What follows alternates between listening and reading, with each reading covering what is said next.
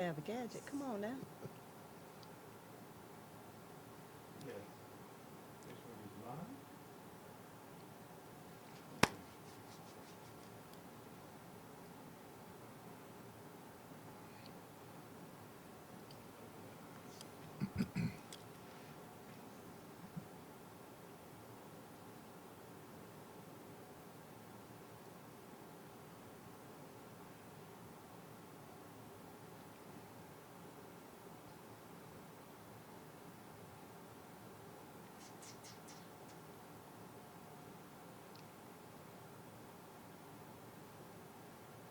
Okay. Good to go.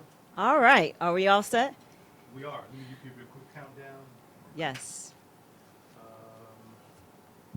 All right, we're gonna be live in three.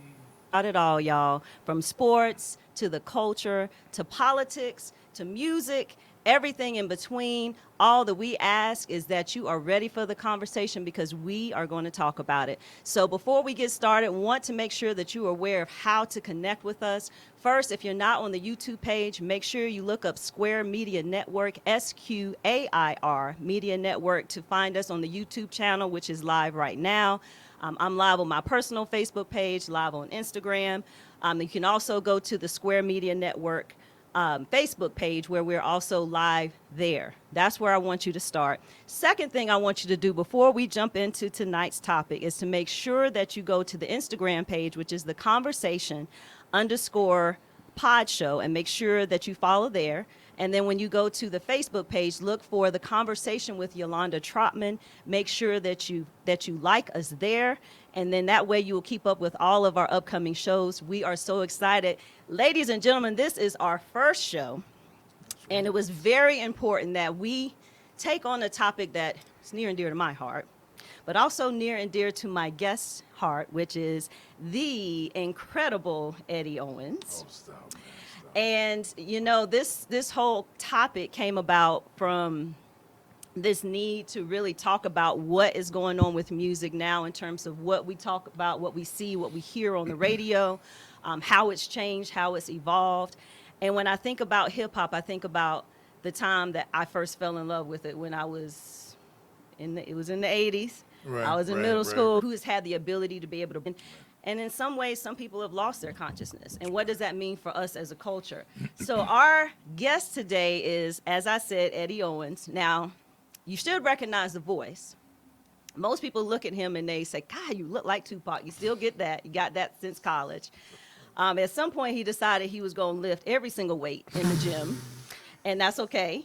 And has been a staple on your airways for almost 20 years, starting back in what year? 1994. Oh, my goodness. Now, how old were you? I was 19, and actually, it was the summer of '94. Brother by the name of Nate Quick, you know what I'm saying? A lot Oh, of people in the yes. area know him, man. And Nate is my mentor, and God rest his soul, man. Absolutely. But Nate kept bugging me about doing an internship. And the first semester I came home, well, not the first semester, after the first year, because I was at South Carolina State. And he finally just got me to do it. He was like, man, look, if you don't like it, man, I just think you can do it, you know? Right. And because Nate had come to my school when I was a senior at Olympic High School. Okay, so let me stop you there. Native Right. Charlottean, Absolutely. born and raised. Absolutely. Not many of you all around, though. I know.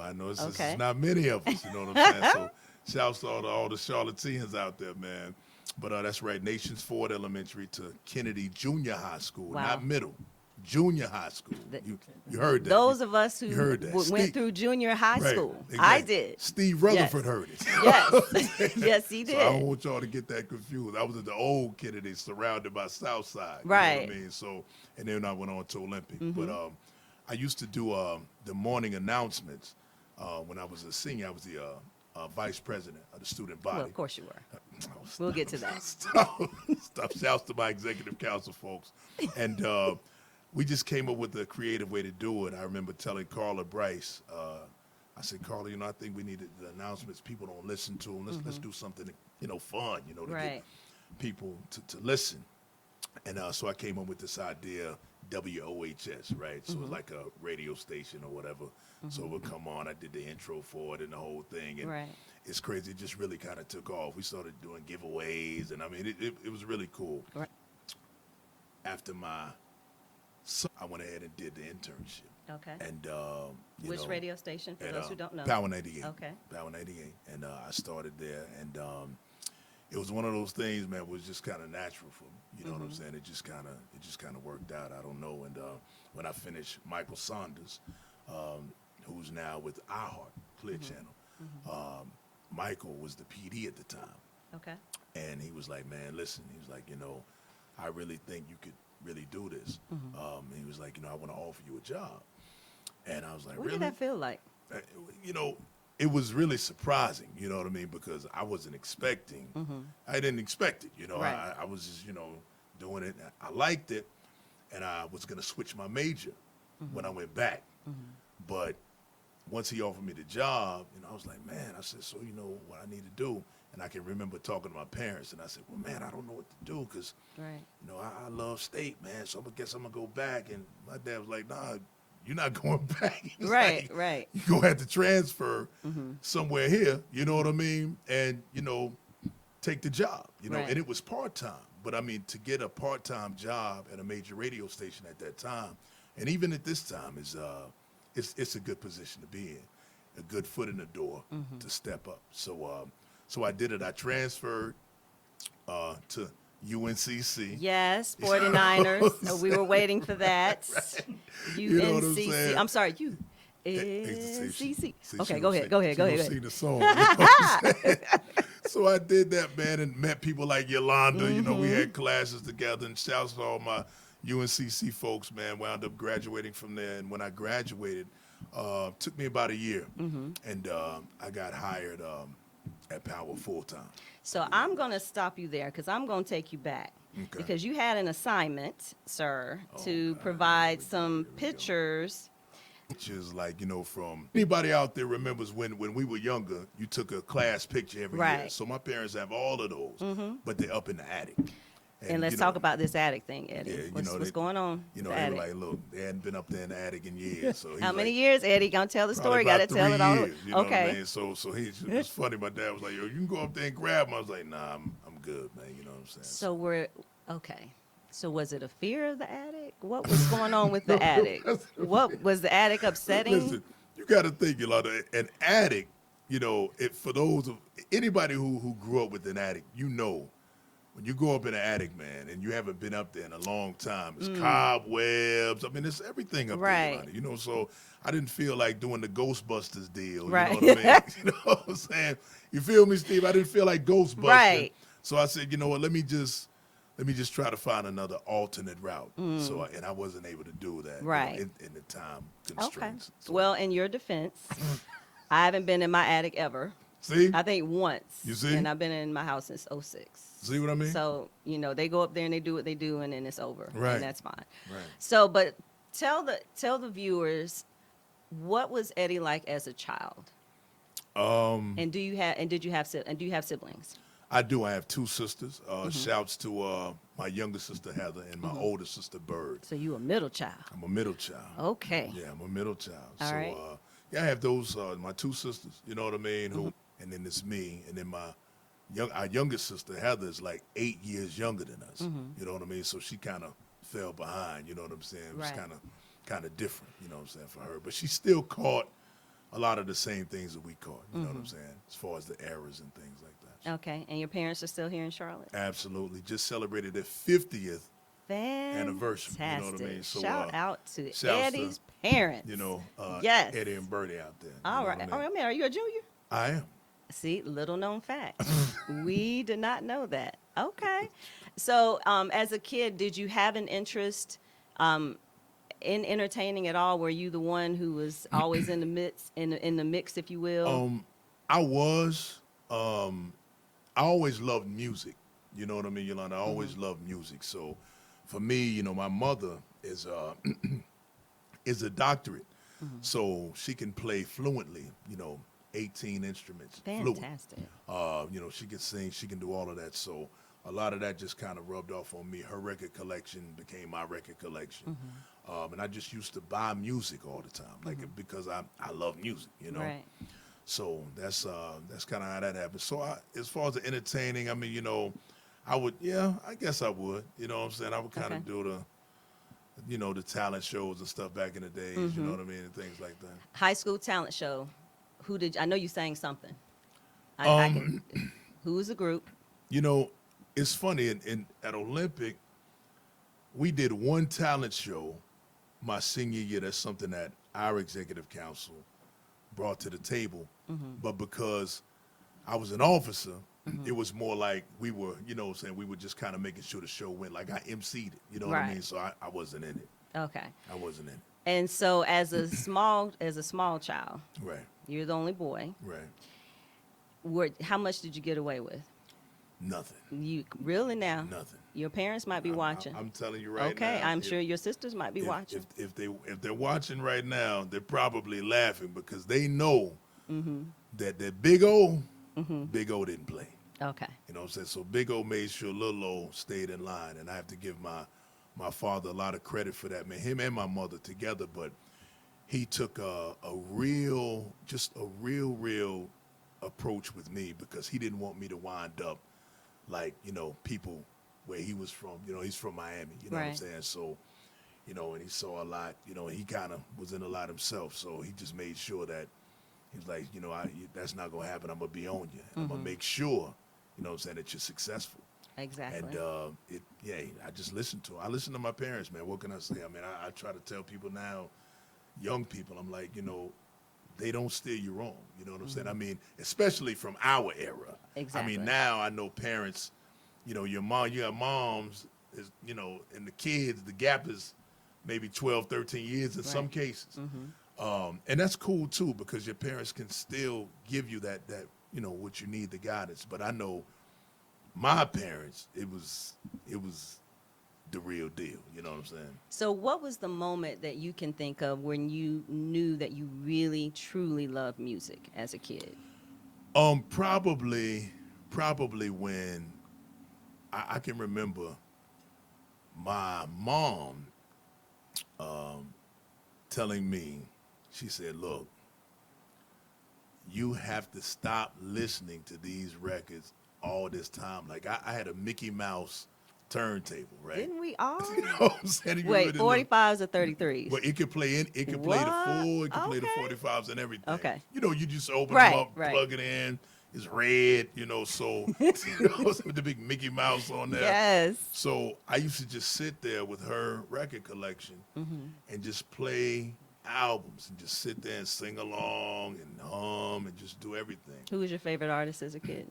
Man, I can't. I'm going to tell you something about me, Yolanda. I cannot name one artist. I love music too much, so I just have so many Give us artists. two. Give us something to work with, Eddie. I Give mean, us two. I'm going to start naming, so you just have to stop me.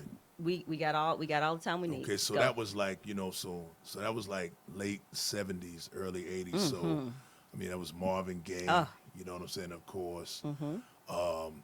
You know, Donny Hathaway for me is one of my favorite vocalists of all time. Stevie Wonder. Yes. The big Stevie Wonder fan. I was on Charlie Wilson. See, I was a Gap Band fan because I used to tell I can remember telling my mom and dad, like, he sounds a lot like Stevie Wonder because of the runs. You know what I'm saying? But Charlie's still Charlie. You know, he still Right. has this thing. But big Charlie Wilson fan, you know what I'm saying, vocally. You know, crooners. You know, Luther was cool. You know what I'm saying? Like What about the women? You haven't given Well, the women some love. well, Okay. I'm only going. Okay. That's why I told you it's a lot now. You gotta let Okay. me. You gotta let me roll Okay, through we it gonna. now, Okay, Yolanda. all right. Well, You know what I'm saying? we So- still in the 70s though. We don't Right, have right. all night. Right. Okay. You're right. We- See, that's why I told you I love music so much. That's what I'm talking. You want to talk women? Aretha Franklin. You know what I'm saying? Yes. One of my favorite female vocalists of all time, the Clark sisters. I mean, you know, I still have all of the vinyl. You know Right. what I mean from them. You still have it. I still have it. Yeah, Phenomenal. my collection is crazy. So yeah. So then let's talk about college, Eddie. Okay. High school into college, Eddie. When we're now into the late 80s, early 90s. Right. What's the first hip hop song you remember? So now if we're late 80s, so for me and you, that would be our junior high years. True, because this would be like 87, 88. right. Okay.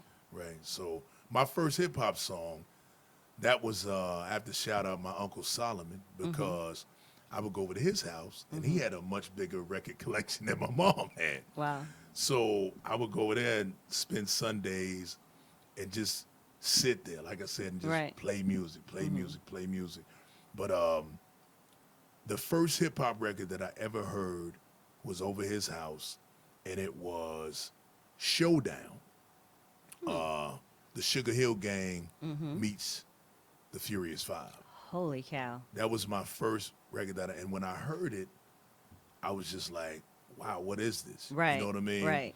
And he was like, yeah, man, it's Sugar Hill label. I just started buying them. So he was like, I'm going to go buy all the 12 inches. So then he came back.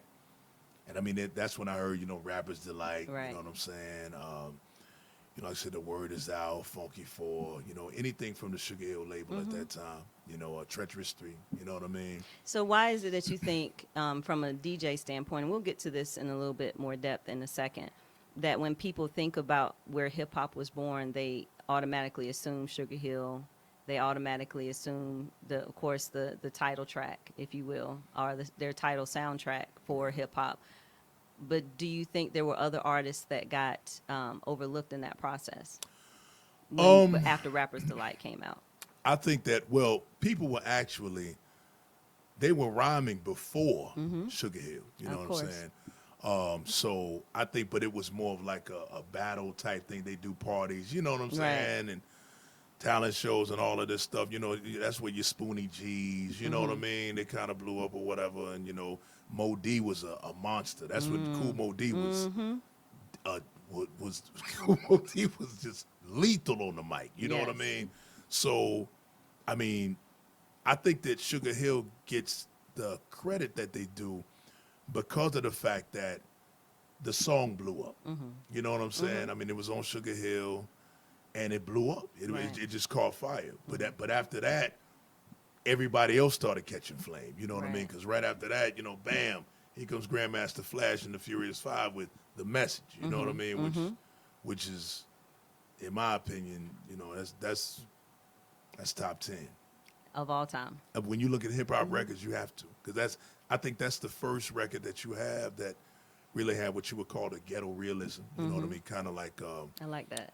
Yeah. Claude McKay, Harlem Renaissance. Right? Yeah, I knew you're very familiar, but that's that real, broken glass everywhere. Pissing on the corner like they just don't care. You know what I mean? Bars. The whole Go. thing. You know what I'm saying? I mean, but the whole that whole record was just genius. You know what I'm Right. saying? So let's go back to college days then. So now we're into late 80s, early 90s, college parties. Right. You are navigating social scene. What is it that about hip hop and your experience specifically at UNCC that really expanded your love for hip hop specifically? Okay. Well, I'll tell you, that's funny because at UNCC, I met, of course, we all of the black students pretty much knew each other. Right. It's nothing like it is now. I mean, I No. see it, I'm like, when I Y'all pass don't by know that, the struggle. Right.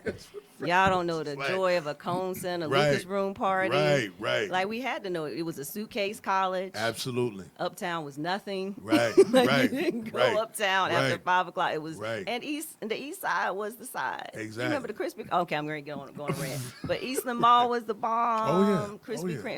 It was just different. Oh, yeah. For Oh, yeah. us. It- I just had a moment, y'all. You good, It's you just good. so different now. Right. It is. It's very different. But when you are thinking about early 90s hip hop, and you're getting ready to transition and come into your own as a radio DJ, what songs do you feel like are your soundtrack at that time? Well, at that time, like I said, I'll start in 94. So that summer was the summer that Bad Boy dropped. Ooh. So you had Bad Boy drop that summer. You also had LaFace had put out Southern Playalistic, Outkast. You know what I mean? They did the Yes. Christmas joint, 93, Christmas 93, so it rolled over into 94, and then boom. So 94 was an important year, man. You had a lot of things that really came out that year that were just really pivotal. But I definitely feel like with hip-hop, even though that album dropped in 93, it bled over into 94 too. And that was Wu-Tang, you know what I mean? So you had Wu-Tang at that time, which shouts to Demo. You remember Demo? I remember Demo was the first person who was like, they were like, yo, you know what I'm saying? It's Wu-Tang's, you know what I mean? But I mean, definitely them, but I feel like Bad Boy was special because it was the first time, because at that time, urban radio, it was still playing hip hop, but it was day partying it. Right. Like you couldn't, people our age, they remember that. You'd be like, man, I can't hear no hip hop till 6 o'clock.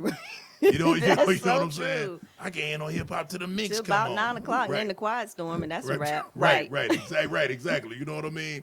So when that came along, that whole era, I feel like, Craig Mack, Flavor in Your Ear, and Biggie, the way Puffy dropped them, the whole Big Mac thing, which me and you talked about. You know Oh, what you I gotta mean? tell. You gotta share that story. Okay, and that's one of the first promotional pieces that I got working there as an intern. Phil Van Poole, shouts to Phil Van Poole, who was the Arista rep at the time. He brought us the promotional pieces for it, and it was a carton that looked like a Big Mac. You know what I mean? But it was on one. You open it up, and in one carton it was the tape that was big, and on the other side it was Mac. Wow. So it was the Big Mac. You see what I'm saying? Wow. So he dropped Big and Craig, and that's just a small piece of the genius of Sean Combs, because the dude is a marketing genius, and he had a great team too. But that was dope. But I feel like when Flavor in Your Ear blew up, the day partying, it went out of the way. You know what I'm saying? Like that record started getting played at 12 noon. Then it started at 10. You know what I'm saying? And then Right. Juicy, those things. So they kind of infiltrated urban radio as we know it today. Now, you listen to urban radio hip hop station. That's all you hear. Right. You know what I'm saying? You hear more hip hop than R&B now. You know what I mean? So on the young end. So yeah, I would say those were the pivotal records at the time. I think Death Row was pretty cool because next year, they signed Pac. Pac left. But even before then, before Death Row, I mean, when he was just still with Interscope, you know what I'm saying, as a solo artist. I mean, Me Against the World, that was 95. But that whole 90s when we were in college, Right. that was a special time for hip hop. And so at that time, you were interning, but not yet at the station full time. Right. I was actually part-time. Okay. I was part-time, like fall 94 is when I got out, so I was part-time then. So how was that for you? Because that was such a big deal at that age, obviously being in school, in the middle of all that. How were you balancing all of your responsibilities from the radio with school and everything else? And with that, Yolanda, that's where, like I said, that's where, the blueprint of, mom and dad, you know what I mean? So it was like, you gotta, what you have to do. I know when I grew up, me and my oldest sister and even my younger sister, but for me and my oldest sister, it was even more prevalent because it was real clear, when you graduate, you going to college. Right. If you don't go to college, you won't live here. Correct. It's as simple as that. So we already knew what we wanted to do. And we had parents that went. So it was like, yeah, I definitely wanted to do it. You know what I'm saying? And so I knew that going to school was part of, going to the next level. I knew I had to have it. You know what I'm saying? Now, granted, in radio, and just like any other industry, you can do things without a college diploma. You know what I'm Right. saying? So I'm not down in that or anything. I mean, you as long as you have a plan, move. We just talked about Puffy. He went to Howard for a year. You know what I'm saying? So, and look at him. He got more money than most of the graduates did. Right. So, I mean, Combined. Right. Literally. Right. You know what I'm saying? So trust me, I'm not looking down on that. I know people get funny about that sometimes, but for me, I knew I wanted to do it. And I Right. knew my parents wanted to see me do it. So I did it. You know what I mean? So I mean, I had to really buckle down. That's why, you know, as soon as I went to class and things, you know, Yolanda might not tell this story, y'all. Oh, but, wait a minute, sir. What's getting ready to happen? No, go ahead. but she would see me running from there, Yep. leaving, going to work. You know what I'm saying? Because I had like 3 jobs. You know, Foot Locker, the I didn't know radio you station. worked at Foot Locker. Oh yeah, on the I wish weekends. I knew that back then. I Yeah. could have. You had a discount. But you know it. Dang. Okay, go ahead. 35% back then. What? Oh, it was going down. Okay. you- I digress. But yeah, man, yeah. So for me, I just knew I wanted to do it. So I had to balance it with, I would go to school, and then, you know, while y'all were doing a lot of hanging out and stuff, I didn't get to really enjoy too much of that. Like I said, because, you know, I had to make sure I had my work done. Then I had to do the radio station thing, and I had to work. Right. So, you know, all of that combined, yeah, it was. So how did you adjust with the notoriety? Because of course then people are hearing your voice, they're recognizing your voice, they know you. Obviously you bear a very striking resemblance to Tupac. You know what my favorite is? I'm just a nobody trying to tell everybody about somebody who can save anybody.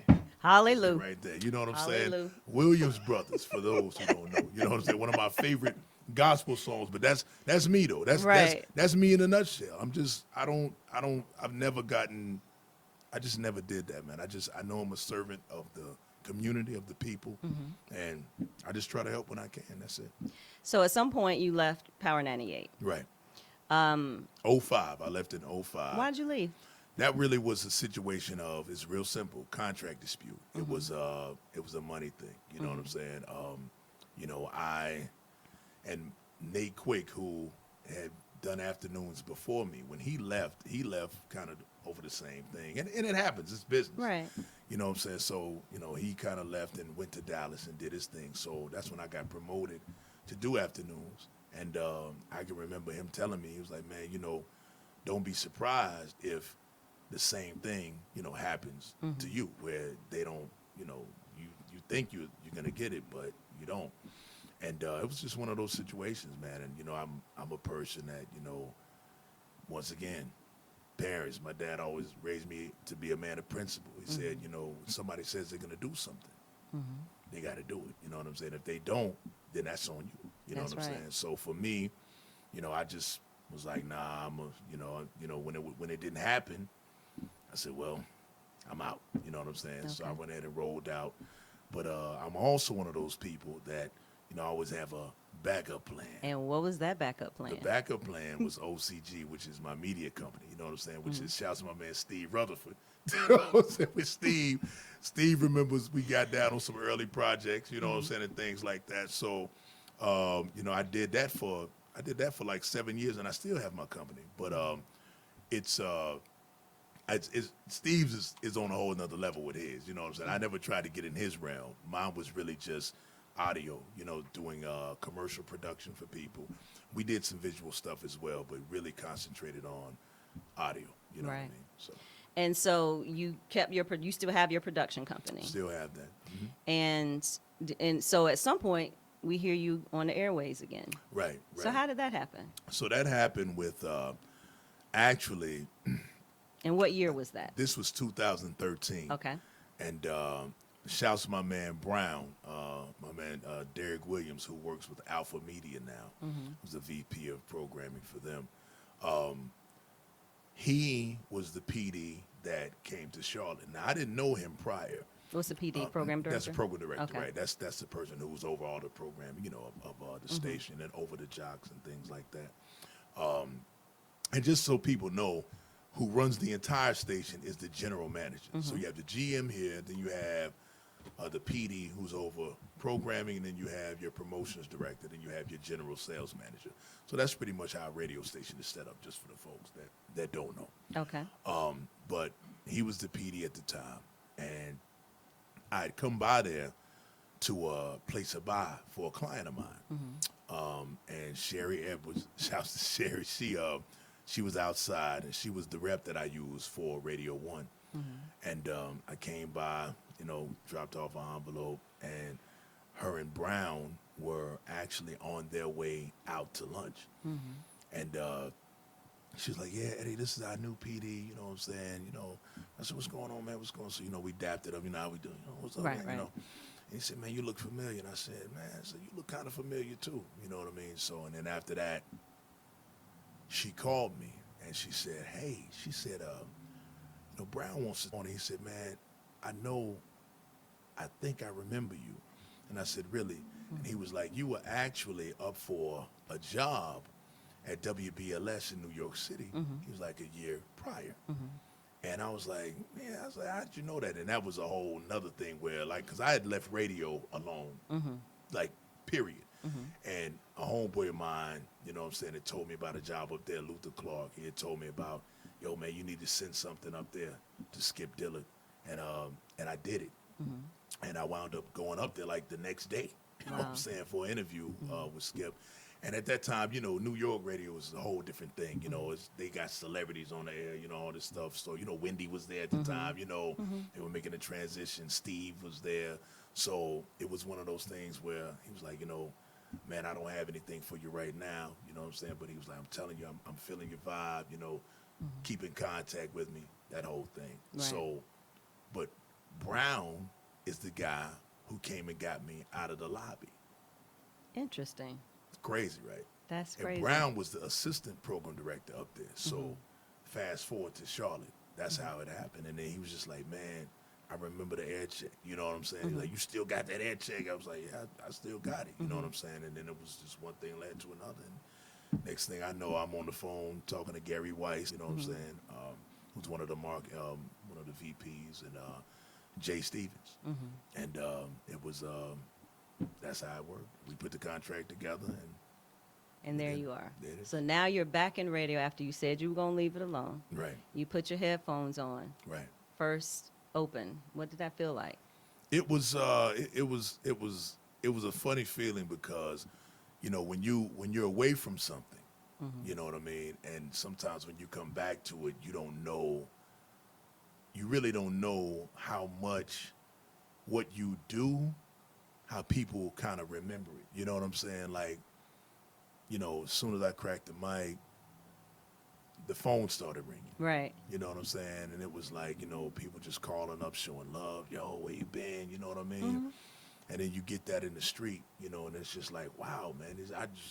You just don't think that people really, you know what I'm saying, like pay that much attention That's to right. it. I mean, you know, you do it and it's a job and you enjoy it. But it's like, you know, when people show that love, that's what made me really, really want to really go hard in it again. You know what I'm saying? Because I was like, wow, man, I didn't know that. You know what I'm saying? So you're at 105.3 R&B now. Yep. And you're on from 2 to 7. 3 to 7, Yep, I'm 3 sorry. to 7. Yep. Afternoons. Yep. And do you find that it feels different for you now coming back older and more experienced? It does, Yolanda. But it's really kind of like riding a bike. Really, you know what I mean? It's like, you know, you ride a bike, you don't ride it for a long time, and then you get back on. And that's kind of what it's like, a skill set. You know what I Right. mean? It's kind of like when you have it, you just, I don't know, man. That's how it is for me. It might be different for other jocks. Do you still love it? Yeah, Okay. I do. So now let's get to the whole crux of what we want to talk about, which is Okay. the evolution of hip hop specifically. Okay. And what I want to do is do a little bit of a deeper dive into politics as it relates to hip hop, consciousness more specifically. But when we talk about hip hop from the beginning, you mentioned Sugar Hill Gang. Who are the other creators? Well, you know, Kool Herc is credited with, you know, the godfather of hip hop. That's right. You know, of course, we all know it started in the Bronx, so we got to. Why you gotta say it like that? No. I got to do it for all the Show Bronx people. love to I the got to do Bronx. it because you know because if you don't say that, they you know, I got to shout out, you know, my man Kev, you know what I mean, Majestic Smokers of the Queen City, who does hookahs and cigars, Right. the Press Box, and our very own DJ Hooker, you know what I'm saying, that works with me at 105.3 East from the Bronx. So, you know, shouts out to BX people. Okay. So who else are the creators at that point? At this point, Like I said, you know, Herc, of course, Grandmaster Flash is credited with the whole DJ thing. You know what I'm saying? You know, using the two turntables and rocking apart and scratching and all of that stuff. So those are really your pillars and cornerstones. You know what I'm saying? I mean, I would say, I mean, of course, there's other people involved. I mean, you can say, oh, this person, you know what I mean? But I mean, when I think of two key people in it, you know what I'm saying, I would say definitely Herc and Grandmaster Flash. Okay. Who are your innovators then? And there's so many of them. You know, like I said, you know, the Cold Crush, you know, like I said, Spoonie G, Mo D, you know what I'm saying? Treacherous 3, you know, of course, the Furious 5 with Grandmaster Flash, you know, Sugar Hill, you know, a lot of those guys, man. You know. I haven't heard a woman yet. Well, I'm gonna give you one now. Give you Okay. one now. Actually, and they were signed to Sugar Hill. Angie Stones. Get out of here. Angie Stone was a rapper first. Shut the front door. That's the truth. Angie Stone was in. Get out of I here. think Little known Black history is the fact. group. Is Sequence? Is it Sequence? I think it's. I'm not sure. It might be Sequence, but yeah, Angie Stone rhymed. You know what I'm saying? So I would say they were really like the first female, you know, MCs, and then you had, like I said, then you know you could go when you start going into the '80s. Like the mid '80s when hip hop really started kind of catching that boom, you know what I mean? Because in the early '80s, you still had, you know, this person, that person, you know. Then, you know, around '84, here comes Houdini, you know what I mean? You still had, but around that '84, '85, '86, you know, that's when the door just kind of kicked open. Okay. So, I mean, you got a lot of women who, you know, of course Roxanne, you know what I'm saying, of course Shantae, Dimples D, who a lot of people forget about, you know what I'm saying? That was one of my favorite records.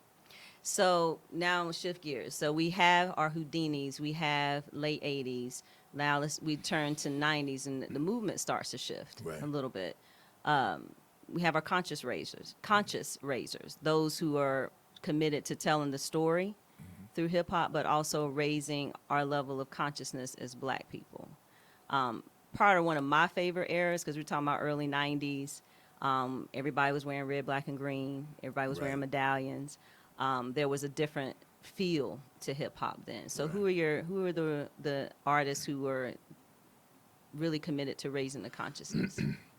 Well, I would say for me, the first really conscious group that I really grabbed the hold to, like just really was like, wow, this is dope.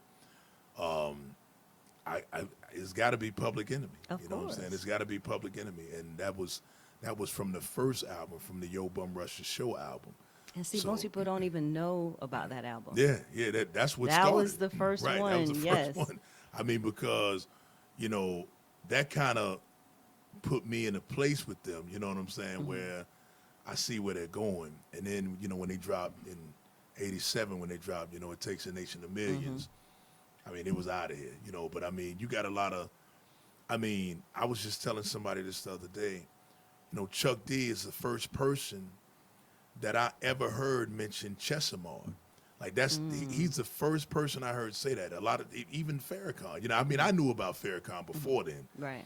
but I mean, he really brought him to the forefront for a lot of people when he said, you know, a follower of Farrakhan, don't tell me that you understand until you hear the man and don't believe the hype. So I mean, it was like people were like, well, who is Farrakhan? You know what I'm saying? And you start searching. You know what I mean? You start reaching out to find out, you know, what it is, you know, and I mean, it's just even there's so many of the, you know, the records on their albums, man. I mean, where they talk about Black leaders, you know what I mean? And people would just go and research, you know, and find out what it is. And it was so clear. Right. Like you could understand every word, and Right. the flow, the lyricism of it was so much Oh, deeper. yeah. Any other favorite conscious raisers? Like I said, PE was dope. I feel like KRS-One did a good job. For sure. And KRS did it in a way when he dropped the By Any Means Necessary album. That was '88. But I remember when he dropped that, you know, Chris came from a different perspective. You know what I mean? His perspective was more, it's the leaders are there, but let's talk about Black people. You know what I'm saying? And let's talk about what we need to do, you know, as people. You Right. know what I mean? And I tell you, my philosophy is still one of my favorite records, you know what I'm saying, of all time. Because, I mean, that's just 4 minutes of dopeness. You know what I'm saying? I mean, and the things that he's saying, the things that he's saying in the record are still relevant. I mean, the album, I mean, you know, Stop the Violence, that was 88. You know what I'm saying? You know, and these guys are talking about some real positive things. And, you know, he was the one that really put together the whole self-destruction Oh, movement. which is just exactly where I was going. You know, that's You know? still, I still know everybody's line. Yeah. Like, I mean, can start now. We don't have that kind of time. right. Today's topic. Right, yeah, self-destruction. exactly. It really ain't the rap. Okay. All right. I'm sorry. I was getting, whew, that is my jam. It's crazy. Oh, my It's God. crazy. It's And, crazy. and can you imagine hip hop artists in 2019 having something like that now? And I think, what's the answer to that? I mean, On that level that specifically talks about issues from black on black crime and how we need to come together as a people so that we don't self-destruct. I think that you have certain artists who kind of touch on it and who kind of give you a, you know, who try to enlighten. Right.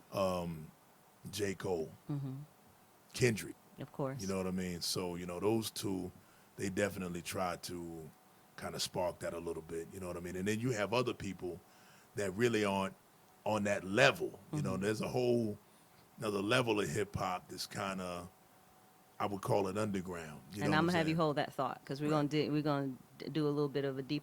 When I think of rebels of hip hop, like I said, I definitely have to say PE. You know, in hip hop, Ice Cube, Easy E, Dr. Dre, MC Ren. I mean, NWA. I mean, that was definitely rebellious. You know what Absolutely. they pulled off.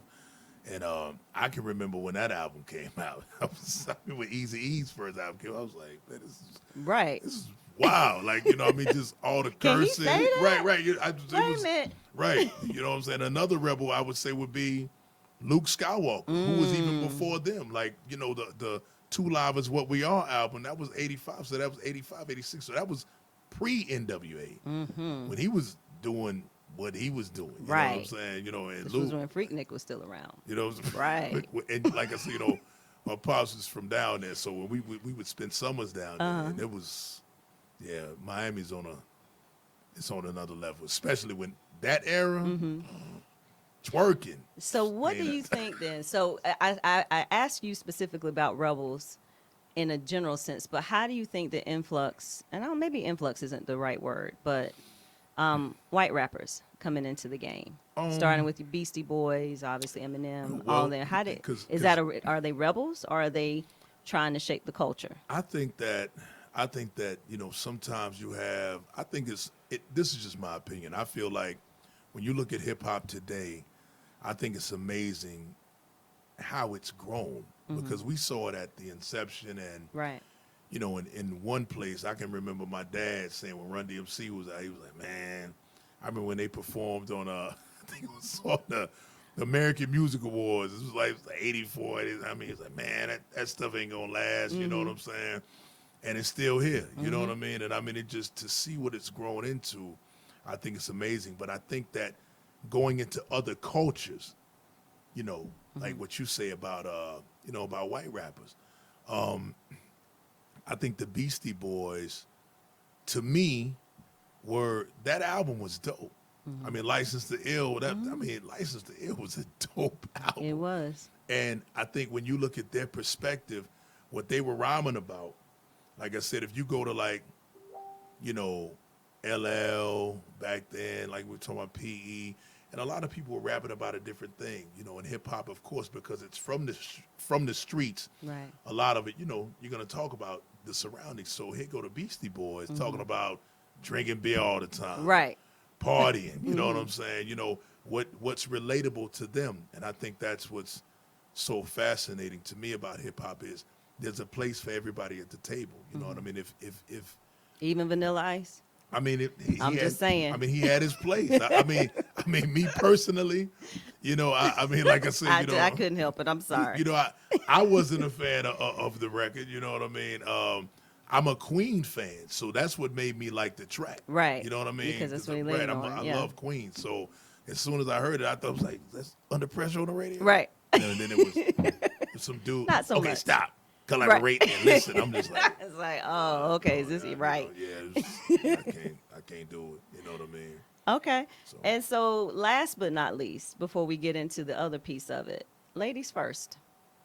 Mm-hmm. Who are your quintessential female MCs? So, and like I said, it's hard for me to name a few. So I'm gonna just run through something quick because I know time. But like I said, Dimples D, you know, And for those people who don't know who she is, right? She was probably Dimples D was one of the first. She was pre Roxanne Shante, and that was Marley Marl's right? first female MC. You know what I'm saying? So I look to this day like this one of my favorite records. She just rhyming for like 5 minutes. You know what I'm saying? Just killing it. And I was like, damn, female did that, you know? And then bam, here comes Roxanne Shante. You know what I'm saying? So the real Roxanne, you know, she was cool. But I think when you got into the late 80s with Queen Latifah, you know what I'm saying? I think Latifah did her thing. Moni Love had a Love her. yeah, you know what I'm saying? She did a thing with the native tongue and all of that stuff. So that was cool. But when you're talking about just real dope lyricists, like I said, I'm gonna tell you somebody who didn't get the shine they deserve. Antoinette. Yes. Antoinette, Yeah. boy. Yeah. You're Like right a about female, that. like a female Rakim. You know Yeah. what I'm saying? And then, of course, you gotta hand it to Light. Oh, of course. I mean, you gotta, Light and her and Antoinette were beefing. You know what I mean? The whole 10% this and all of that. But I mean, Light was dope, real dope. Moving into the 90s, the Brat. You know what I'm saying? So, I mean, there's a lot of them, man. Of course, Kim and Fox. I'm big Right. fans of both of them. But I'm gonna say something, man. I'm gonna be honest with you.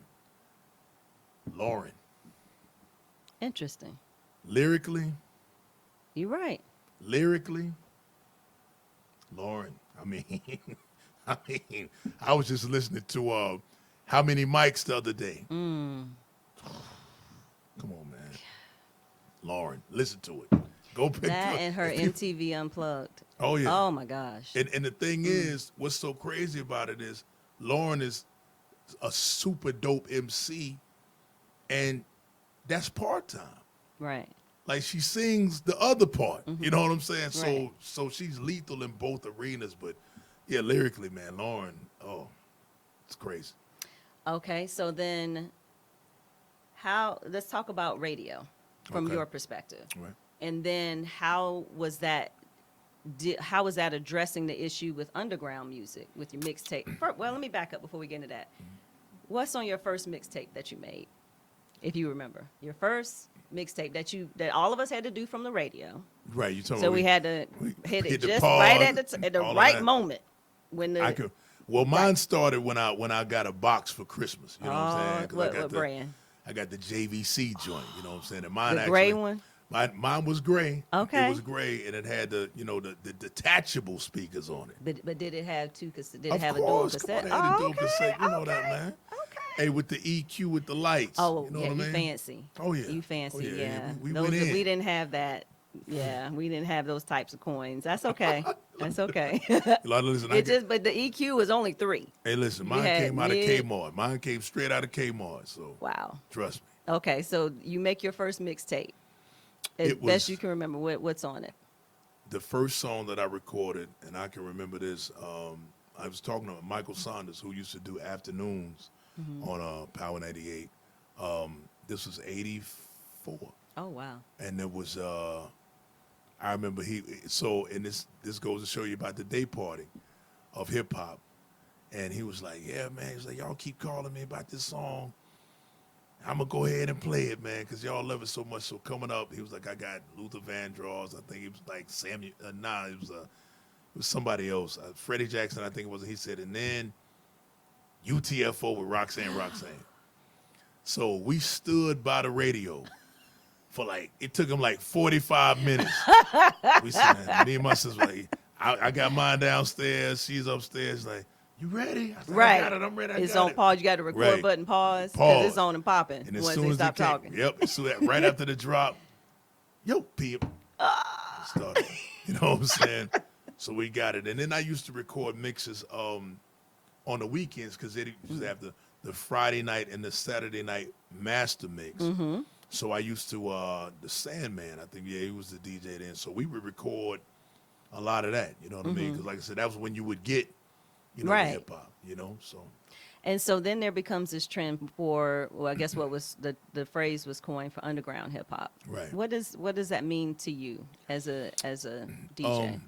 underground hip hop to me kind of came. That was more like, I would say, in the 90s, I think, because that's when, like I said, hip hop started to split, because you had hip hop that was, it was commercial.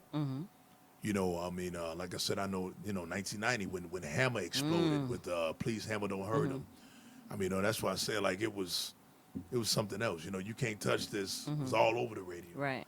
You know, and, you know, things like that. So when 93, I would say, came around, 92, 93, Common he signed it for me. It blew his mind because I still had the cassette. Wow. And I brought it in for him to sign, and he was like, man, this is crazy. But like with Common, Common got caught in that underground current. Didn't know that. Because he wasn't, you know, the radio, they were playing those radio type records. You know, like I said, like You Can't Touch This, something like that. So Common, that Can I Borrow $1 album, which is a classic in my opinion, it didn't get the light that it should have got. But now when he came back with Resurrection, and I Used to Love Her, Which then, is about all of this. Right. We used to love him with hip hop and how hip hop changed Absolutely. and all of that. That's when he started, you know what I'm Right. saying, to kind of get that light. I feel like I was just talking to somebody the other day about MCs who I feel like, who was this? We were talking about Black Moon, how I feel like Buckshot is one of the dopest MCs from that era. Wow. You know what I mean? I mean, he's right along there with everybody who dropped at that time, with the Nas's and Big and Jay and Pac. Buckshot was dope, but he got caught. You see what I'm saying? Kind of on that underground current, like they didn't make records at that time for the radio. They just did hip hop. Right. So you know, it's kind of like I said, around the night. That's when that. Okay, if your record sounds more radio friendly, you know, we could spin it more. Right. You know what I mean? And it wasn't something that, you know, like I said, people were still just making music, so they weren't doing it just. You feel what I'm saying? Now, as hip hop progressed, when you got to 2000, then it was like, let's make a radio record. Right. You know what I'm saying? Let's Right. make something that everybody can sing. You know what I mean? It became a recipe. When in that time it was still, we were just making music. And I'm gonna just record what comes out. So in that regard, because that really gets us into how has hip hop truly evolved, rebellious in some Right. ways. You had to know who they were. Right. You would never hear them on the radio. Right. But then it evolves, probably late 90s, maybe early 2000s, where people want to get that airplay Right. financially. Right. But do you think hip hop has becomes watered down at that point at its core? Or is it still evolving? In some cases, it did get. Well, it depends, and I feel like that's a per artist basis. You know what I'm saying? What does It's that mean? Like explain. to like viewers whatever. what that I means. feel like that's particular to whatever artist that we're talking about. Because some artists, they're just not going to conform to. I'm not going to make a record like this or that. Right. I.e. Lauryn Hill. And that's just real. That's what you call. I call that just real music. Because when the Fugees did the score, it wasn't for them to get on the radio. It was Right. just like I said. That's just what happened. You know. I mean, Killing Me Softly. Yo, Lauren, you can sing. Why don't you just do this? You know what I mean? So, and I mean, like, it's something that radio just took a hold of. You know what I mean? And so that's kind of what summed up, in my opinion, what summed up the 90s is, you know, people just throwing that whatever they do out there, and we see if it sticks. If the radio likes it, cool. If it doesn't, we're Right. still going to do our thing. Gangstar is a prime example. I mean, that Hard to Earn album, Mass Appeal, I mean, that was You know what I'm saying? Dwick, you know what I mean? Right, right. But they didn't get the radio play. They got it in the mix shows. Oh yeah, or definitely at the Right. club. They go right. Right. And that's what I'm saying. Right. And they still were able to survive. You feel what I'm saying? Right. Like they didn't have to have radio. You know what I mean? And I mean even Big didn't have to have radio. It just happened. You know what I Right. mean? So he was still big on the street as well as radio. You know what I mean? So And so, do you think that has helped hip hop? I think radio has helped hip hop. Okay. I think it's definitely helped to get it to a big the stage you see it on now. Right. I don't think it could have been there without radio. So, when did you see the shift from an industry standpoint of how radio started to shift to what urban became defined as more hip hop? Because before you might hear a song here or two, or here and there, but to see how some stations evolved, got that urban hip hop Right. or that urban station tag, and now you're hearing hip hop all the time. When did you start to see that shift? Like I said, it was definitely when I got into radio, which was '94.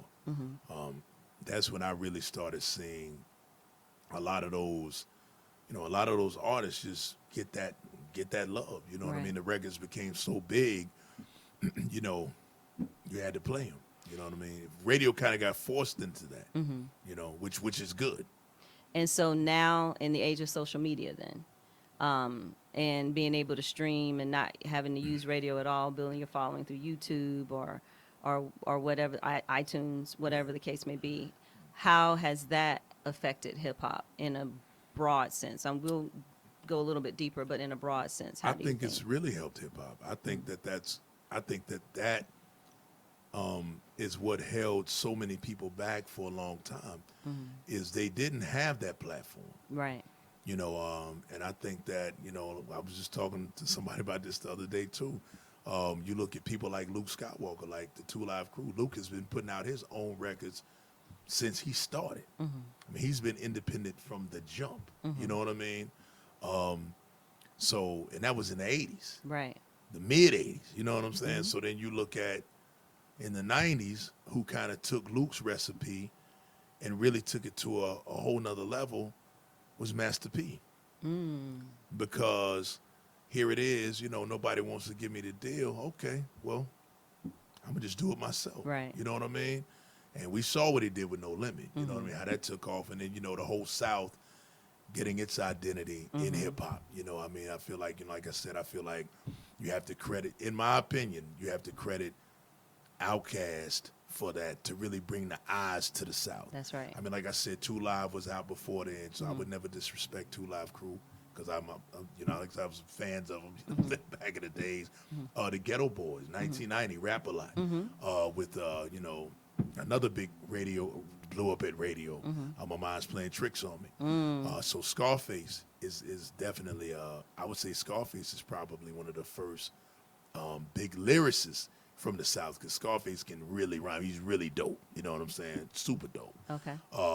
But then when Outkast came out, I think that's when the South, that's when people were like, because Southern Playalistic got a platinum album. You know what I mean? Then Goody Mob came. You saw him. So I feel like that was really when it was like, yeah, now y'all see how we doing it down here. We got some boys that can really spit. You know what I mean? That Right. can really, really rhyme.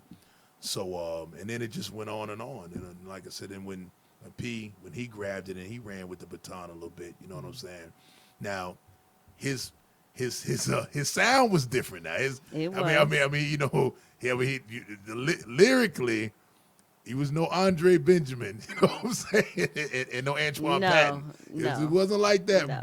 But though, from a distribution standpoint and a business standpoint, No, it definitely made sense. you got to give P credit for that, because from a business standpoint, he killed it with that. He with did. the whole No Limit thing. I mean, he killed it with that. So I'm a pop quiz you. We're gonna go back to what something we talked about earlier, but I want you to focus on 1990s. Okay. And then I'm gonna ask you the same questions for now. So, best lyricist. I'll give you 2. Early 90s. Best lyricist. I know that's hard. Man, I that's shouldn't hard. give you hard questions out the Yes. gate. I'm sorry. So we're gonna go early 90s. I'm gonna say early 90s before. Let's say pre 94. Okay. Let's say 93, around that time. So I'm gonna give them to you. I'm gonna give you Nas. which came out Okay. 93. You know what I'm saying? Is that Illmatic came out? Illmatic's 93? 93, Okay. absolutely. And then I'm gonna give you Buckshot. And you know people need to be Googling. Right, Buckshot. right. They're like, who? Black Moon. The name of the group is Black Moon. You know what I'm saying? The name of the group is Black Moon. Okay. But the name of the album is Into the Stage. But you know, Buckshot was dope. You remember the song Who Got the Props? Yeah, check that. I'm gonna send that one to you. You know what I Okay. mean? But Buckshot was dope. So I mean, I would say those two were catalysts moving into that. You know what I'm saying? Into that before, since we're saying early '90s, before '94. Okay. Crowd mover. Man, crowd mover in hip hop. You '90s. I don't know, man. I would probably say crowd movers, people that I saw perform. I'd probably say Outkast for me. If we're saying early night, because when they came here to Charlotte, they killed it. I mean, they were really good on stage. And because you got a lot of people that were dope, but they're not good on. Well, There's I'm a not going to say difference. they're not good on stage. They're just not and all over. Busta's, I mean, that's his thing. You know what I'm saying? Performing, he's dope. Best storyteller. Oh man, that's in '90s again. Nas. That's interesting. I would have thought you would have. Storyteller. Yeah, Nas is. He's dope. I mean, you got some other ones. I mean, like I said, I mean, Big is dope. You know, all those guys are dope. Tupac, I'm gonna put because you said Finally. you said I can name two, right? I Yes, can name two. yes. So I say Nas and Pop. Okay. But I was waiting. I said, "Come on now." Yeah. He's in here somewhere. Yeah, I would definitely say Nas and Pac for that. Okay. Conscious builder. I would use those two again because Really? both of them are conscious. You know, I mean, Okay. come on, Tupac's first record was Brenda's Got a Baby. You know what I mean? So he's trying to, bring out awareness and I mean, but Pac, I mean, keep your head up. You know what I'm saying? I mean, that was real conscious. I mean, come on, you can't get no more conscious than that. Okay. Crossover artist. Early '90s. That's an easy one, Eddie. I don't know, man. I mean, who you gonna say? Who you gonna say? Hammer, clearly. Well, That's yeah, easy. yeah. I mean, yeah. I mean, come on. We all either had or wanted to have hammer pants. Let's just put that That's out true. there. I mean, Our marching band, shout out to T.W. Andrews High School in High Point, North Carolina, which I was a drum major. There's a story here. I need you to work with me. Okay, so I graduated in 92. Right. We had a marching band, All right. which was the bomb. However, like we all, like as the drum majors, it was 3 females. And Can't Touch This was our breakdown song. Okay. And we had hammer pants made. We broke it all the way down. Somebody got a video, VHS somewhere, Lord help us all. Somebody, can we please Yeah, get that? can't roll tape. Can't We- roll we- tape. We're not rolling tape. Maybe on the next we volume. want to get that. We want to get But yeah, I mean, and I say that as like that's one of the only songs we probably could have played Right. on the field. There's Right. very little hip hop that I think we would have been allowed to play, Right. and we had to learn it on our own. There wasn't sheet music. Right. Somebody had to write it, and Right. we had to figure Right, it right. out and play it then because it wasn't only so many things were acceptable. Even we had to be very careful. Even when we were doing the dances Right. to be careful. Right, to you not know. offend. Right. I All got of you. that. So, I got you. would you agree, Hammer, or someone else? No, Hammer, definitely. I mean, and the reason I was saying it, because I was like, I mean, I kind of felt like Hammer had started his crossover, like on the first album. You know what I mean? Because by the end of that run, I mean, white people were on Hammer. You know what I'm Right. saying? I mean, they not like when he dropped. I mean, of course, when he dropped, You Can't Touch This. That was just a Right. whole nother. I mean, that was, you don't really see that a lot, like how big that record was. But I mean, by the end, because I remember he re-released Let's Get It Started. You know what I'm saying? He re-released it with a different video and everything. And I mean, it was white people. I know people I went to school with. They were like, "Hey, man, that hammers." You know what I'm saying? So that's the only reason I said that. But of course, if I'm looking at crossover artists in hip hop, definitely, yeah, he's got to be probably. Hammer might be one of the biggest Yeah, for sure. to ever do that. Underground artists.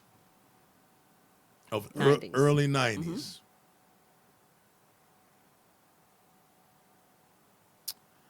I think, like I said, I think I would have to go back to, like I said, I'd probably have to either go, it's a couple of ways I could, but you said I could pick two, right? So I would say, like I said, Black Moon, and I would probably go with,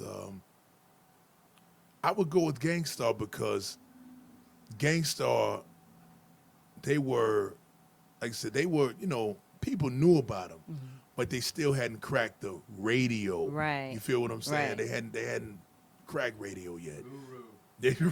Right. That's what I'm saying. Right. See, Steve knows. So I would definitely say, yeah, Gangstar, absolutely, because that was early '90s was like what Step Into the Arena. Yeah. So now it's 2019. Same Okay. questions. Best lyricist now. I'm gonna say this, and Uh-oh. because I can go with two, so I'm gonna say right now for this generation, out of the young people that I'm hearing, you know what I'm saying? I'm not gonna talk about existing artists. I'm gonna talk about for the young generation. I would have to definitely go with Drake. Really? Lyrically, Drake is a monster. I mean, people can say what they want to say. Lyrically, Drake is a beast, period. You know what I'm saying? I would probably have to pair him up with another lyrical juggernaut who comes from our own state, Oh. J. Cole. Oh, of course. You know what I'm saying? Of course, J. And Cole. Shame on me. So, oh my God. so I get Steve back to see like, because J. Amen Cole, corner. J. Cole is a monster. You know what I mean? So he is. And I mean, like I said, I would even put, I could put Kendrick up in there too. I mean, but if I'm just doing two, I would definitely say Drake and J. Cole. Crowd mover. That's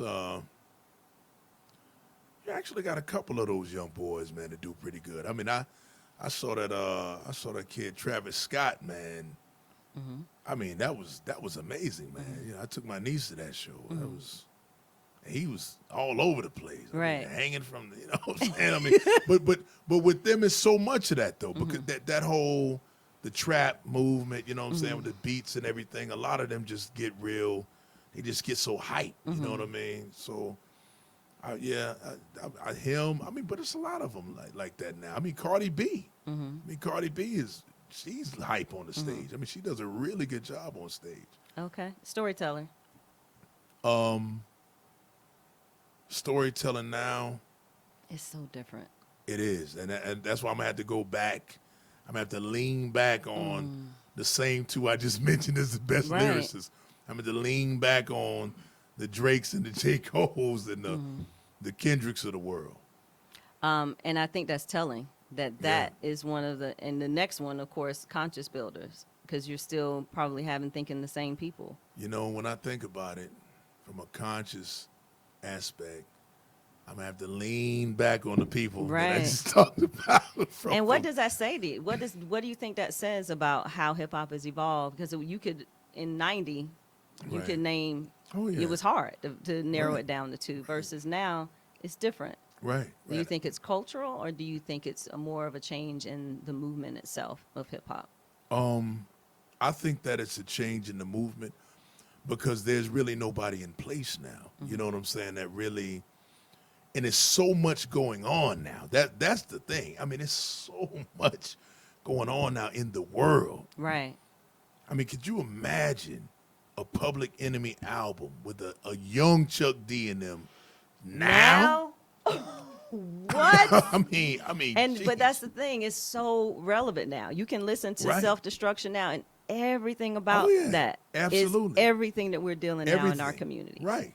Everything. The same From stuff. going to the party to, not being more fearful of violence within our own community, Right. police brutality, Right. all of those things in one song. Right, in one song. And there's not anything out there like that now. And you know what? I want to say this real quick too. I want to give the West Coast some love because they did their version of Self-Destruction with the "We're All in the Same Gang." Remember that one? Oh, yeah. That was dope too. Yeah. And that was more of what they were dealing with on the West Coast: drive-bys, gang violence. You know what I mean? So that was a dope record as well. But I mean, you're right. None of that really exists right now. No. I mean, it just doesn't. Nobody's talking about making records about us coming together. I mean, they might talk about it, but like I said, the only people you have are the people. Like I said, I know J. Cole still throws some stuff out there, and Kendrick does. You know, Kendrick still throws some conscious pieces out there.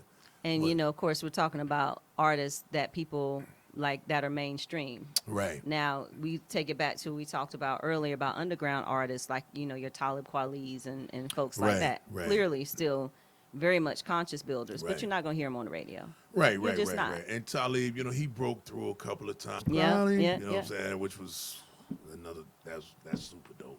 You know what I'm saying? Yeah. Reflection Eternal, that was crazy. But I mean, but to me, you're right, those guys, him, Most, at that time, but you know, they're doing a new Black Star album. Did you hear I that? didn't know that. Yeah, they're working on a new album right now. From what I heard, Mad Lib is doing the production on it. So I know that's gonna be a monster. Crossover artist. Now it's a ton of them. I know. Because all of them cross over. It's like all of them. Everybody that comes out now, because that's just the climate. That's how big and how I would say commercial hip hop has gotten to where now they have a hit record, it can float over to a top 40 station just like that. That's right. I mean, you know, Bodak Yellow blew up on the urban station first. Then a couple of weeks, bam, Right. it's on the pop station. Right. You know what I mean? So just like now, what's the chick, Lizzo? You know what I mean? So Lizzo just got a #1 record. I think the Truth Hurts record. So, I mean, but here it is again. She was pretty much underground, Right. slipped up, boom, you know what I'm saying, blew on the urban side, went right over to the pop side. You know what I'm saying? I mean, and once again, these artists are not trying to do that. Like I said, you know, it's not, I mean, you know, trust me. I wasn't in the studio, but I know Cardi wasn't in there like, yo, I want to do a record that's going to cross over. Nah, that was just, you know what I'm saying? That was just, which I can appreciate that. Right. Because I feel like when you do music, it should be from the heart. Right. It should be whatever you want to put out. You know what I mean? If you want to put it out, put it out. It shouldn't be, you know, you shouldn't have any dictation, you know, saying like, you know, I want to do it because of this. You know what I mean? Do what you feel. You know what I mean? Do what you feel. And underground artists now. Now, there's a guy by the name of Freddie Gibbs. He just dropped an album with one of my favorite producers, a dude called Mad Lib, and the name of the album is called Bandana. Now, of course, you know, there's nothing positive about Freddie Gibbs. You know what I'm saying? He's kind of like a new version of, I would say, kind of like, you know, NWA. It's a lot of, you know, he has a lot of drug talk, you know, things like that, whatever. But from an underground perspective, from an artistic form, it's real hip hop. You know what I mean? And Mad Lib's production is real hip hop. You know, the samples, you know what I mean? The stuff we grew up on. You know what I'm Right. saying? Pete Rock, Primo, you know what I'm saying? Dr. Dre, you know, you get a real hip hop sound. So I would say underground, I would definitely say that he's got a nice movement going. What about female artists? Underground. Like I said, Lizzo was just recently underground. You know what I'm saying? Right. And then I mean, that was recent. You know what I mean? And then boom, she just exploded. I don't know, man. Like I said, because I was on her for a while. I was on her about a year ago. You know what I mean? I would laugh and I said, man, she really is having fun. You know, but yeah, I would say right now underground art. Well, once again, Megan Thee Stallion was underground, but now, boom. Right. You know what I'm saying? This is what I'm saying. It doesn't take them a long time. Does that make sense? It does make sense. I mean, it's like you heat up because of what you were talking about earlier. All of the All the social media and yeah, all of that. right. It just sped it up so fast to where, I mean, like I said, you know, if you go back to Illmatic, and I'll say this quickly. If you look at Illmatic, it ain't hard to tell what's on the radio, right? You know, it got some love, but it was still more of a mix show Right. record. Right. The World Is Yours is a single, but it wasn't really a radio record like Juicy was, or, you know what I'm saying, or Flavin' Yeah, or whatever. But Nas's first big radio record came on the second album. It was written with "If I Rule the World" with Lauren. Oh, that's right. That's So right. he had to put a whole album in some more years, you know what I'm Before saying? he got there, Before yeah. he got what we're talking about. What we see now, Right. which is Which happens, microwave. Right. Hot, not gone, here, there. and that's yeah. what, see, that's the key what you just said too. The longevity is not there. That's right. You can look back 2 years and look at the charts at all of the people that were bubbling. That's why I have so much respect for Drake. Because Drake has done something that they not doing that. Drake came out in 08. Right. He's still hot in 2019. I mean, and he's still the top. Right. You know what I'm saying? I mean, Right, he's right. still at the top of the game. So you don't really see that these days. You know, most of the time, a lot of people that came out in 08, they're gone. You know what I Right. mean? I mean, we would see artists come out, you know, they at least do 3, 4 albums before, you know, if they didn't catch fire anymore, because that's the industry. You know, I mean, you know, everybody's not going to be hot for a long time. Right. Everybody can't pull off Mary J's run. You know what I'm saying? They can't do that. You know what I mean? But you know, or like we're talking about Jay-Z's run. I mean, LL's run. Look how long LL's been running. It was 85. I mean, he just stopped really doing music 3, 4 years ago. Right. So I mean, you know, so yeah, I mean, everybody can't do that. And I think part of it is, and it's so telling on this side, there isn't the main things that hip hop, I think, was designed to do, which was to tell stories, to Right. build consciousness, to move the crowd. Like, Right. it's hard to find that organically now. Right. I'm not even going to, mumble rap is a whole nother conversation. I just can't. Trap music, I really can't. Right. But, right. you know, because for me and hopefully for a lot of people who truly love hip hop, that's what you want to hear. You know, that's Right. what you want to move. With that, you want something that moves you. You want something that you're going to think about. Right. Or what does that mean? Or it's clever. Right. Like there's not a lot of thought put into Right. it anymore the way that it used to be. That's very true. And so, you know, as it evolves, like what does that mean? Because this is what our kids are listening to. And if they're not hearing the consciousness, if they're not Right. hearing the stories that are speaking to the Black experience, Right. what does that mean? I think it means that we need to, as a people, and I mean, in a creative space with artists, you know, I wish that some artists would think like that. And like I said, you have some who are doing that, Right. but they're underground. Right. You know what I'm saying? I mean, they're underground. You know, it's not really it's not popular amongst, you know, their peers, where, like I said, in our era, it was popular. You know, Right. if you were coming out spitting something positive, people wanted to hear that. You know And it what I mean? wasn't just the music, it was the culture. It was the Right. medallions, it was how we dressed, it was Right, how we right, carried ourselves. Right. With the time where most women we were wearing baggy pants and Right. whatever, and then how Yeah. that changed. Yeah, So yeah. I don't want to get too much into that because that's probably for the next episode. Right, but right, it right, does. absolutely. I mean, it impacts the culture, and I think what we want viewers to really think about is what does that mean for us as Black people? Right. Like, and do we bear a responsibility for that? And Yeah. what is it that we're letting our kids listen to? Right. You I know, and think is that do. we really want our babies to hear mindless hip hop? Do we Right. really want that? Do we want them to just be able to recite the lyrics of a crossover artist that doesn't have substance? So just like you were talking about as a kid, you used to listen to music all day. For that kid who loves to listen to music all day, what are they hearing? And what does that mean for another generation? Especially in that early to mid 90s time period when you said very clearly hip hop, when it became more commercial, if you will, urban radio became more accepted, Right. and what that looks like. So, in general, what are your thoughts on that before I get to the last part?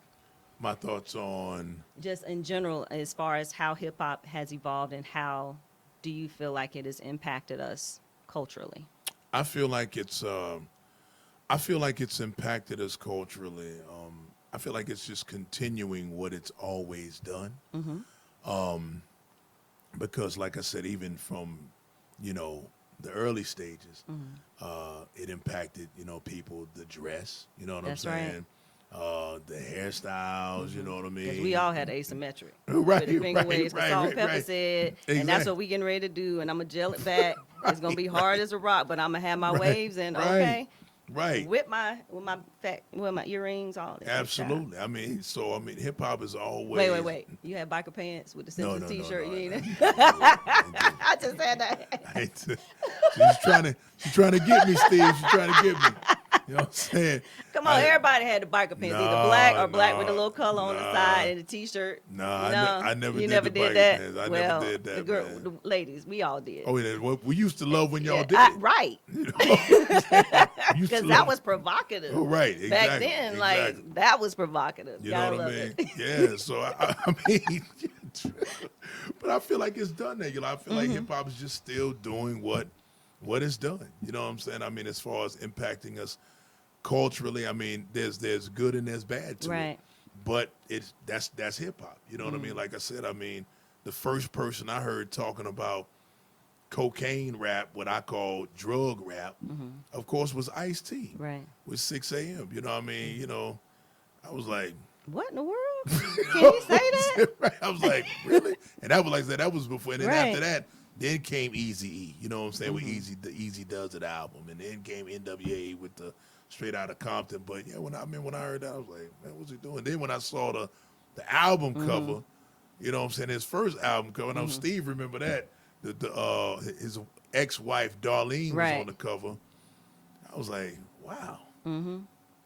Really? Right. In the two-piece. Google that, y'all. If you haven't That seen was- that album cover. That was the Ron Page, and then the Power album cover was I got to post to that one. You know what I'm saying? Wow. So I'm, but it's still impacting us the same way it is, and I think you just have to grab the good out of it. You know You what I'm have saying, to. Yolanda? You have to grab the good out of it because, like I said, even in our eras, there was still you had some negativity, but you had the good, and I Right. think now the balance is off.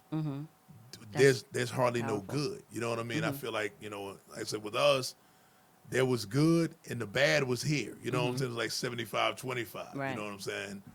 Now it's the scale is switched. Right. You know what I mean? There's so much negative. Everybody's selling drugs. Everybody's shooting. You know what I'm saying? I mean, in the club, popping right, bottles. Right, popping bottles. The women. Whatever sex is gonna be and whatever that looks exactly. I'm like. getting money. It's all the same thing. So it's like, you rarely have those good messages you talk about, few and far between. I'm excited. We have an artist coming up. I'm not going to tell you who she is, but I'm going to post her information. Okay. She's actually living here in North Carolina. Okay. And she embodies, even at her age, some of the consciousness, the storytelling, and her background is just fascinating. I'm not going to tell you that yet. You have to wait for it. But she's, Okay. That's the type of thing that I think we're missing to, pull people from the underground to the main stage, but not necessarily having to go commercial at the same time. Can I So, say something real you quick? sure though? can. And I'll make it real quick. Hey, When we you don't talk have of- time limit, Steve. How we doing on time? We good? Oh, we good. We When- good. Go. When you talk about conscious, I'm gonna add one. I'm gonna add one person to that list. And you were talking about female. Getting you talk about now. Look up her. Yes, as far absolutely. as female MCs now, that's the standard. I mean, Rhapsody is she's like a new version of Lauren, but she's herself. You know what I mean? But yeah, Rhapsody. Excellent. So the next thing is what I call can't look. Okay. All right. So 4 to 6 questions. You don't get to think about it. Okay. They're not hard. Okay. I promise. All right. All right. Name a place you would visit tomorrow if you could. Tomorrow, fast Vegas. That's all? Yeah, I love. I'm not judging. Okay. I love Vegas. Yeah, I guess you can't talk about it, huh? Because it's got to stay there. I just have fun out there. I bet you do. All right. Okay, name a place you could visit tomorrow if you could with a passport. You know what? I've been wanting to go here, man, and that is Nigeria. Interesting. Been Why? wanting to go there, man, because I think it's Lagos. It's a city out Lagos, there, right? It's crazy out there, man. I've never seen it. You know what I mean? So I kind of want to see what a major city looks like on that side because I've seen them here, of course. Right. But yeah, I would like to go out there, man, and see what they got popping, man. Name a food that you think is gross. Oh, I was just talking about just today, sushi. I can't stand sushi. Oh my God! I hate don't sushi. have pearls to clutch, but I think I just blacked out a little. I'm gonna tell you right now. Oh my God! For me, Steve. Oh, I need a moment, Steve. Cut sushi. it. I can't. I'm done. That's it. I cannot. I hate raw fish. I hate raw fish, and even the cooked God. sushi. When I was in LA some years ago, and they were like, "Oh, well, it's fine. Well, we have cooked sushi." It was still terrible. Oh my God! Rolled in that seaweed or whatever they roll it You in. get soy paper. You I just hate not. it. You're not here for any of it. I don't want any of that. Yeah, Steve. California kinda, rolls, any of that. I don't want none the of way that. you act with sushi is the way I act with okra. When Steve asked me Really? something I've tried before that I never try again, my answer was okra. Have you ever tried fried okra? We're not gonna go down this road again, Eddie. I'm just trying to Okra tell is you. gross. It's it is the not. devil's vegetable because I do not trust vegetables that are hairy. Listen, Okra is naturally hairy. Everybody say, "Oh, it comes from the motherland," and that's great, but that ain't got Yolanda, nothing to do. listen, check it out. I'm No. gonna tell you right No, now. I reject that. I'm gonna get you some Church's chicken okra, and you'll change your. You First eat, of all, eat the some of devil that. is a lie. I'm telling you. Now, we only do it when you can cheat. Only when you can cheat and eat some fried I don't food. want. No, I eat fried food. I'm saying the devil is a lie because I'm not doing that. And you just Okra eat one. is gross. You I eat don't care. You one. can fry it till the cows come home. It's gross. It's slimy, and it's But naturally it's not hairy. the slime. Like for me, I can't eat okra regular either because of the slime. Right. But I will eat it when it's fried. Okay. I will eat it when Well, it's fried. I mean, okay. The way you feel about sushi is the way I feel about okra. Okay. Can we just agree Okay, on that? okay, I get what Okay. you're doing, What is your proudest moment as a child? As a child, does that go up until when I graduated from high school? Sure. That Well, was you're not a proud. child. I mean, you're a teenager. Right, Can we right. keep it like elementary school? I would probably say elementary school, probably. If you had a choice between two, which would you choose? It's not random. Just roll with Probably invisible Why? because I've seen the movie Hollow Man. Have you ever seen Hollow Yeah, Man? you want to get away with stuff. Just be messing with folk, doing stuff all in the middle of the night, nasty. You know what I'm saying? I mean, nasty. I always thought that movie was crazy. You know what I'm Mm-hmm. saying? But it's cool. It was kind of cool how nobody could see him. You know what I mean? Right. So, yeah. Then he went probably. crazy, tried to kill everybody. That's when it went bad. Right. I don't want to do that part. You don't want to do that part. Yeah, I don't you wanna just do want to that be part, invisible yeah. and do stuff and Right, people right. don't know. Like sneaking here and slap Right. Steve in the back of the head. Can't like go into the bank and take money because Right, just be right, money nah. floating in the air. Yeah, you just want know. to do fun stuff. Yeah. You know what I mean? Yeah, kind of like Wonder Woman and Invisible Jet. Like, why is the jet invisible and she's Yeah, not? yeah, that's dumb. Yeah, Okay, I I'm thought sorry. that was real crazy. Yeah. Yeah. So, what's the funniest thing that has happened to you recently? Man, the funniest thing that happened to me recently, probably walking into the press box, you know, because we do Friday nights out there. Mm-hmm. Walking in there to the live broadcast, and some young ladies were sitting at a table, and they had a birthday party there. So when I come in, I always like to show people love. Hey, what's Right. going on before the broadcast starts? There's really not a lot of people there at that time, of course, because it's 9 o'clock. It was like 8:50. So I came by and said, "Hey, ladies, how y'all doing?" And I slipped.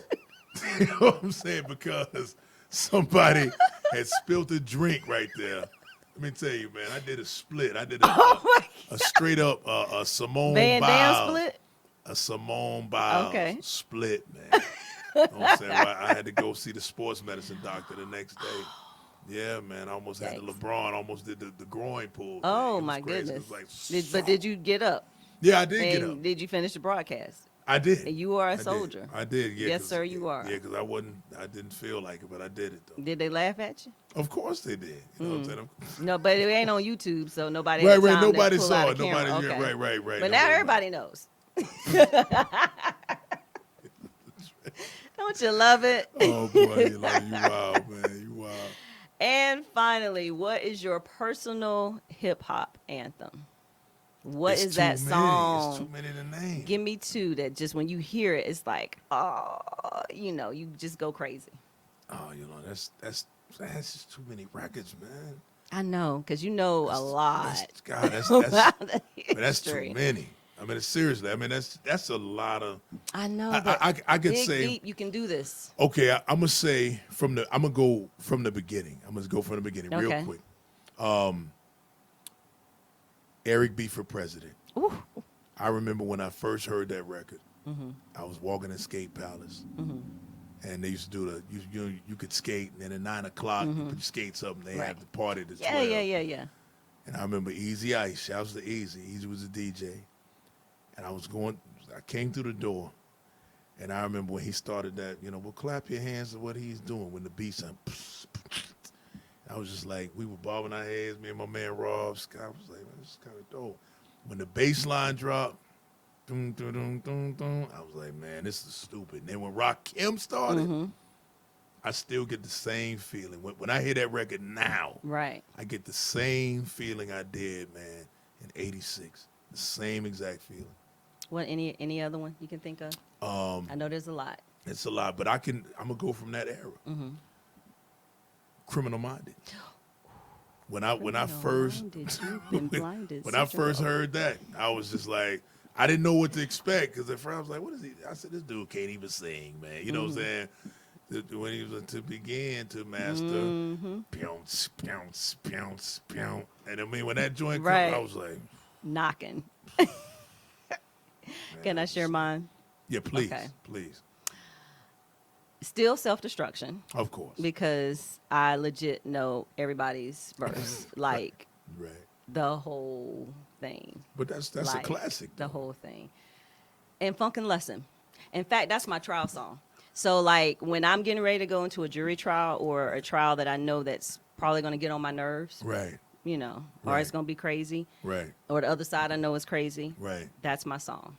So Funkin' Lesson by when, X-Clan. So when you go in there, and because I've never seen you in the courtroom, you know what I'm saying? So when you start, Yeah. you always tell them, Freedom or death. this is protected. Wait, we shall all be moved. Vainglorious. This is protected by the red, the black, and the green. With the what? With a key. Sissy. What? Oh my God. I said it in my head. You know what? Vainglorious. I got to Throw my shout hand out. up in there. I got to Yes. shout out my man Ron Holland that works with me, man. Ron Holland, who does our community affairs. He's our community affairs director at Radio 1 Charlotte. That's his favorite group. Is it really? That is his favorite group. We need to talk. He's always trying to sell me on, hey, you don't give Brother J his credit. I'm like, no. Oh, you don't. Brother J was nice. Brother J was nice. But Brother Jay came here, quick story, came here in 2000. I have to tell this. no, go ahead. 2000, I think 8. They had just released. Guy I was dating at the time. I told him I was a huge X-Clan fan. I stood up in the chair. They had to make me get down out of the chair. I lost my entire. And I got to meet Brother Jay. Oh, say that's good. Oh, I lost. I was such a groupie. Did you get a picture? No. Well, we didn't have. Well, it was 08. We didn't have. We didn't like have the all we camera had phones, was like right. a flip phone. There was none of this yeah, taking yeah, picture yeah, shenanigans. yeah, There'll be you none of didn't have that. Right. But yeah, I was standing in the chair, like and it Wow. was like those theater seats. Like I Right. stood in the chair. Wow. Like I meant that with my whole heart. Like That was. I mean, but that was. I mean, that was a. I mean, X-Clan. That was a strong album, man. Yep. You know what I'm saying? To these black. And everything was a story. Every track was a story. Yeah. And every track had consciousness. Yeah, he was How right. could He was polar teaching. bears swing on bonds of gorillas? Please. I'm sorry. Okay. Okay. But I'm just saying, like No, but lyrics like I that. feel How you. can polar bears swing on bonds of the gorillas? That's true. Like, child. Okay. I mean, now that's a whole nother show about lyricism. You know what I'm saying, with lyrics that, because I mean, there's so many dope MCs that you could quote, man. Without even thinking about it. I mean, yeah, I'm telling you. So, final thoughts. Hip hop. How has it evolved? Where are we going now? I think where we go is pretty much wherever this generation, where they try to take us. I feel like, like you said, where it is right now, it's not in the best place as far as that balance we were Right. talking about. But hopefully, there's some people out there that, like I said, that can try to Changing the carry, can at least give people a choice, because that's the thing. I mean, like I said, in ours, if you wanted to thug it out, Mm-hmm. you had Easy and NWA if you wanted that. You know what I'm Right. saying? If you wanted a drug rap, like I said, you got Ice-T, you had Cool G Rap, earlier, and G Rap switched over. So you had that. I mean, it's if that's what you wanted, it was there. But if you wanted the positivity, it was there as well. And Right. it was just more positivity. You know what I Right. mean? It was just more that was out there. You'll never so. see a De La Soul Oh, in man, 2019. the whole native tongue. Or, I mean, yeah. I feel like De La Soul, we haven't even talked about Tribe. Oh, that's a whole nother That's a show whole by nother, itself. that's what I'm saying. That's why I'm not even, you know what I mean? Mm-hmm. I hadn't really got into all of that because I know what it is. But you're right. Hopefully somebody, Yolanda, will come along and, like I said, give us more of that. Yes. Because like I said, you have the Rhapsodies out here, I said the Coles, the Kendricks. So, Eddie, thank you. well, thank This you. has been a true pleasure having you on the show, our first show, Right. talking about a topic that has so many nuances and just your entire wealth of knowledge from your perspective, seeing it and your love for it, not just as a DJ, as a consumer, of course, but then seeing it evolve has been incredible. So I thank you. So thank you for joining us here on the conversation. Absolutely. Our next show, for those of you tuning in, and again, make sure if you have not done so already, go to YouTube, look up Square, SQAIR Media Network, and make sure that you subscribe, and you'll get a notification when our show is going live. But our next show, which is next Friday, September the 13th, another live show, features a good friend of mine that I met about a year or so ago. Okay. I had the pleasure of meeting Les Brown when Okay. he was here, and being able to break bread with him. And I met Tiki at the time, and we became friends after that. And had an opportunity to see Les when he came the next day after he had done his show here. So Tiki's coming to us all the way from Texas, where he is an author. He is an actor. He was in Friday Night Lights. Okay. Yep, and some other things, but his story is so phenomenal. Like, you see a movie like Brian Banks that kind of tugs on your heart. Right. Oh, it's nothing like his story. Being able to read what is coming out, and they're getting ready to make a movie on his story, and from everything that he has accomplished, despite all of the things that literally could have killed him. Wow. Made him stronger, and made him to a mogul in the oil and gas industry. So we're really excited to have him on the show and to talk about what the Tiki Factor really means. And in some ways from an inspirational standpoint, but definitely from a very practical standpoint as a man, and certainly as giving back to the community. So if you haven't done so already, again, make sure you go to Instagram and follow us at the Conversation _podcast, and also on Facebook, The Conversation with Yolanda Trotman. Make sure that you like that page. Also, make sure you like the Square Media Network page, because that's where we go live from the Facebook page. We also have a number of shows. Square Media Network is building. The two latest shows are The Slant and The Situation.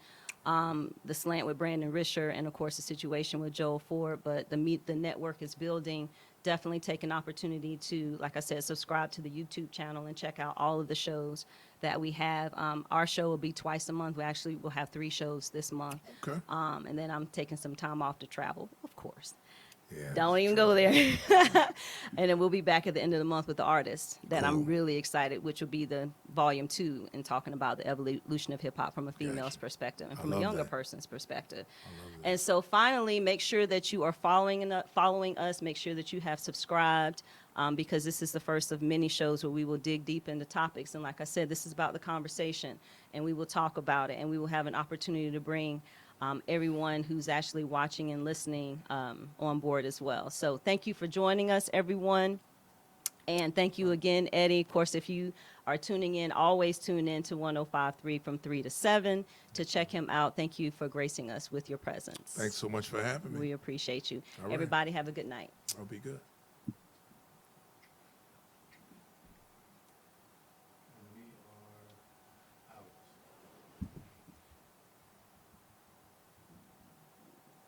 That's it. That was good. That was good. Lonnie, you did a great job, man. Thank you. I'm about did to it. burst into flames. Oh my God. What's up? The lights. No, just energy. Like, Oh, I was yeah. like, oh my God, I got to take this jacket off. It's so hot. I'm about to die. Yolanda, you did a great job, man. Yo, did good, man. Thank you. Thank you. Thank you. Thank you. Thank you. Thank you.